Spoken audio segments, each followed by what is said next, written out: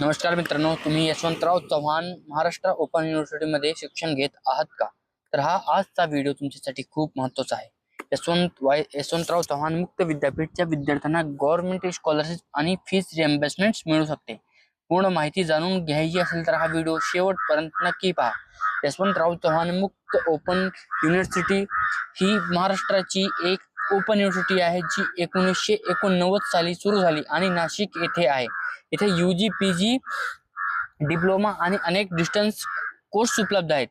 यशवंतराव चव्हाण मुक्त विद्यार्थ्यांसाठी मुख्य प्रकारच्या शिष्यवृत्ती आहेत. Post matric scholarship SC, ST, OBC, PG&T विद्यार्थ्यांसाठी फीस रिएम्बर्समेंट फ्रीशिप आहे. आर्थिकदृष्ट्या दुर्बल विद्यार्थ्यांसाठी आणि EBC आहे जी जनरल विद्यार्थ्यांचे ज्यांचे उत्पन्न कमी आहे. या शिष्यवृत्ती तुमची फी कमी किंवा पूर्ण माफ होऊ शकते.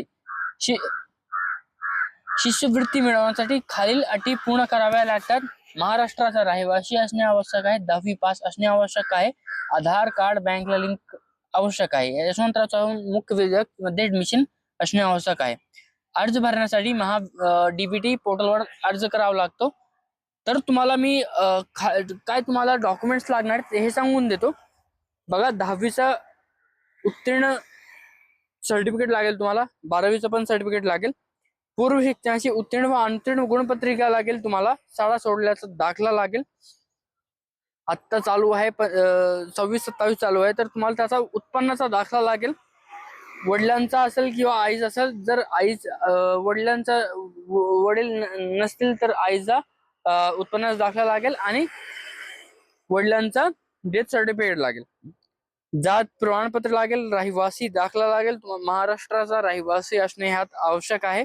नॉन क्रिमिनल लेअर असेल, जर तुम्ही SC, ST, OBC असणार तर तुम्हाला नॉन क्रिमिनल लागणारच.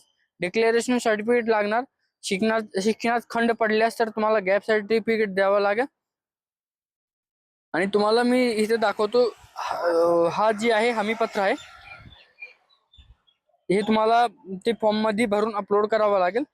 दुसरा, यशवंतराव चव्हाण महाराष्ट्र, तुम्ही कोणत्या शिकण्यासाठी अभ्यास करताय, कोणत्या, समजा मी BCom साठी अप्लाय केलाय, तर इथे शिक्षण क्रमांकांचे नाव, अभ्यास केंद्राचे नाव, विद्यार्थ्याचे नाव, शिक्षण क्रम साकेतांक, अभ्यासक्रम साकेतांक, PR नंबर टाकावा लागेल.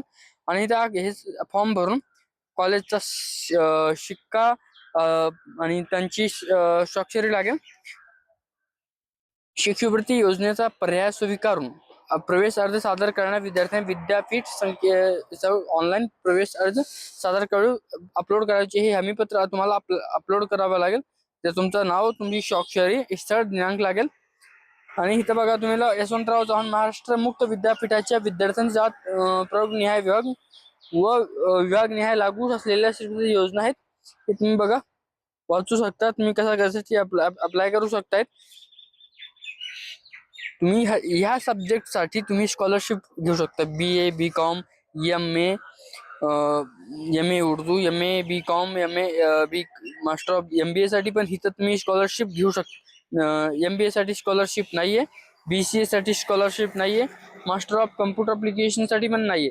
हे बाकी इथे तुम्हाला दिलेले आहेत की तुम्ही कोणत्या सब्जेक्ट साठी तुम्ही अप्लाय करू शकता. जर हा व्हिडिओ तुम्हाला आवडला असेल तर आमच्या व्हिडिओला लाईक करा, सबस्क्राईब करा. धन्यवाद. जय हिंद, जय महाराष्ट्र.